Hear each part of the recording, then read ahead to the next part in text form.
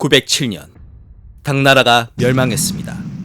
그리고 난세가 시작되었으니 이를 5대 십국 시대라 부릅니다. 5대 십국이란 중원에서 세워졌던 5개의 왕조, 남부 지역에서 건국되었던 10개의 지방정부를 뜻합니다. 이러한 난세를 끝내고 중국을 통일한 이가 있었으니 그가 바로 송태조 조광윤이었습니다. 그는 어느 황제들보다도 자애롭고 어진 군주였습니다.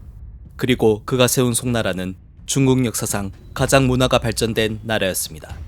그러나 송은 너무 문에만 치우쳐 무를 경시한 결과 외침에 시달렸고 결국 몽골에 의해 멸망하고 맙니다. 이러한 흥망성쇠를 통해 우리는 무엇을 배울 수 있을까요? 지금부터 송나라 역사를 시작하겠습니다.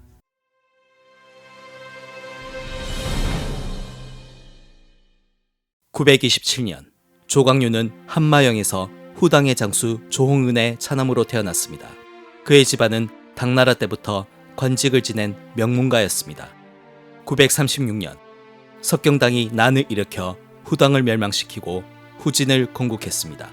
이때 조광윤의 아버지 조홍은은 지체 없이 석경당에게 항복하여 목숨을 부지할 수 있었습니다.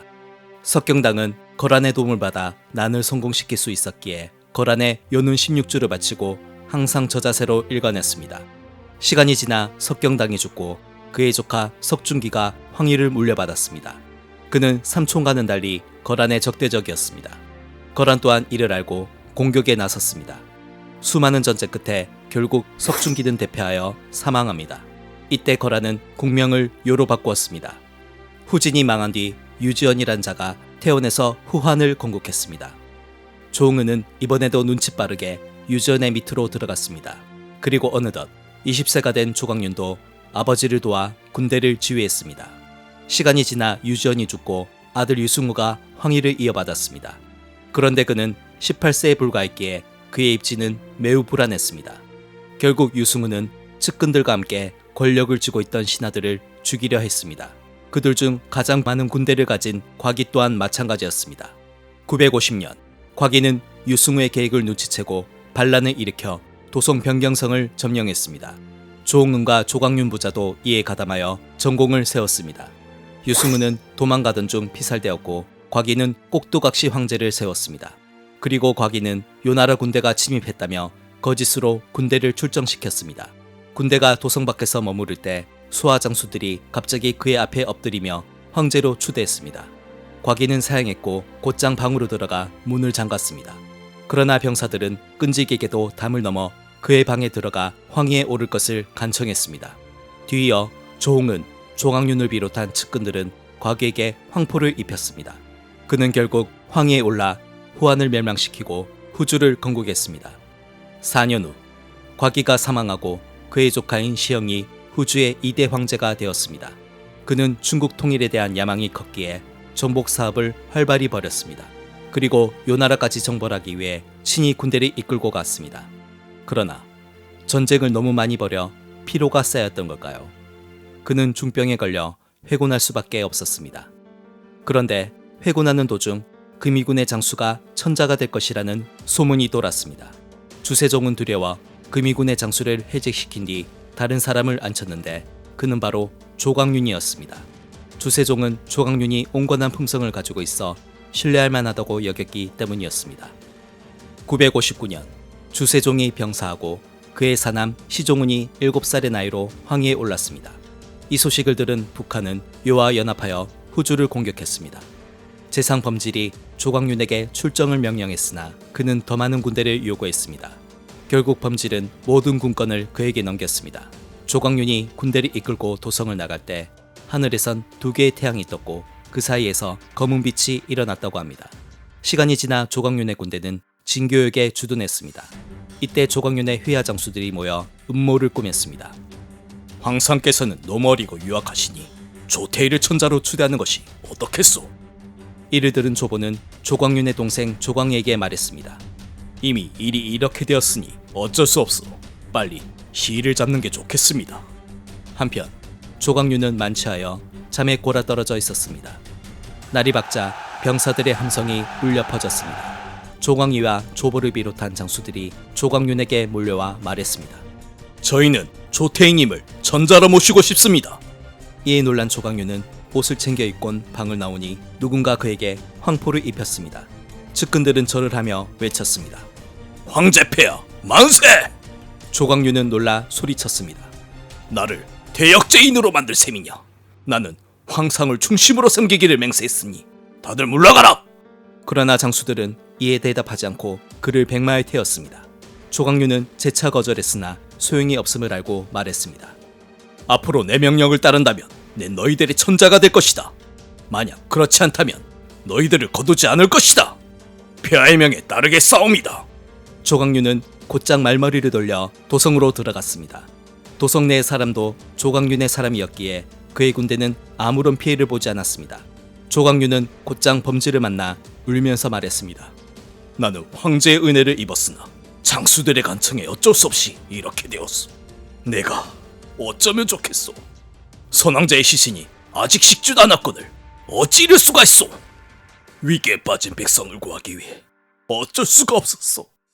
결국 범질은 상황이 이미 기울었다고 판단하여 선양의식을 치르게 했습니다. 그렇게 조광윤은 하루아침에 제위에 오르게 되었으니 그가 바로 송의 계곡 황제 태조였습니다. 국호가 송인 이유는 그가 송주에서 절도사로 부임했기 때문이었습니다. 이렇듯 송태조의 선양은 큰 어려움 없이 이루어졌습니다. 그러나 반발하는 이도 있었습니다. 이균이 주나라의 은혜를 갚고 조광윤을 벌하겠다며 반란을 일으킨 것이었습니다. 태조는 군대를 직접 거느리고 나섰습니다. 그런데 태행산에 이르렀을 때 큰 돌이 길을 막고 있었습니다. 태조는 말에서 내려 돌을 치었습니다. 이에 부하들도 따라서 돌을 치었고 군대는 다시 나아갈 수 있었습니다. 송의 군대가 점점 다가오자 이균의 부하들은 하나둘씩 토항했습니다. 이균은 송나라 군대에 포위되자 불 속에 뛰어들어 자결했습니다. 이처럼 약간의 유혈 사태는 있었으나 태조는 황족과 반대파에 대한 예우를 잊지 않았습니다. 태조가 연애를 베풀었을 때의 일입니다. 한껏 분위기가 무르익을 즈음 왕자란 자가 술에 취해 주세종을 그리워하며 소란을 피웠습니다. 그는 주위의 만류에도 불구하고 계속 울다 끝내 끌려나갔습니다. 신하들은 그를 엄벌에 처해야 한다고 청했지만 태조는 그를 용서했습니다. 시간이 지나 술에서 깬 왕자는 어젯밤 일이 생각나 놀라 머리가 붙어있는지 만져보았습니다. 그리고 그는 송태조에게 충성을 맹세하기로 했습니다. 한 번은 태조가 궁녀들과 함께 꿩을 쫓으며 놀고 있었습니다. 그때 한 신하가 그에게 나란 일에 대해 논하였는데 사실은 매우 하찮은 일이었습니다. 태조는 화가 나 신하를 꾸짖자 그가 대답했습니다. 아무리 하찮은 일이라도 꿩을 쫓는 일보다 더 중요합니다. 태조는 격노하여 도끼자루로 그의 이를 부러뜨렸습니다. 신하는 아무렇지도 않은 듯 부러진 이를 주워 담자 태조는 더욱 화를 냈습니다.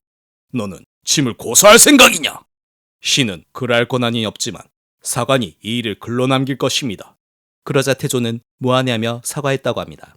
이렇듯 역대 개국 황제 중 송태조만큼 어진 군주는 없었습니다. 그는 특히 개국 공신들을 친구처럼 대했습니다. 그러나 재상조보는 그러한 태조의 행보에 제동을 걸었습니다. 장수들은 결코 나를 배신하지 않을 것이요. 물론 폐하의 말씀이 지당하옵니다. 그러나 장수의 부하들이 음모를 꾸민다면 장수들도 그에 따를 수밖에 없을 것입니다. 이에 태조는 깨달은 바가 있었습니다. 961년 태조는 개국 공신들을 불러 연회를 열었습니다. 분위기가 무르익을 즈음 태조가 신하들에게 말했습니다. 너희들이 없었다면 대업을 이루지 못했을 것이다. 그런데 짐은 지금이 더 힘들고 잠도 편히 못 자고 있구나. 폐하, 무슨 근심이라도 있으신지요? 너희라고 전자가 되고 싶지 않겠느냐? 폐하, 이미 천명은 정해졌습니다. 헌데 어찌 저희가 딴 마음을 품겠습니까? 물론 너희들은 배신하지 않겠지. 허나 너희들의 부하가 갑자기 황포를 입혀준다면 그때도 그런 말을 할 수 있겠느냐? 폐하, 살려주시옵소서.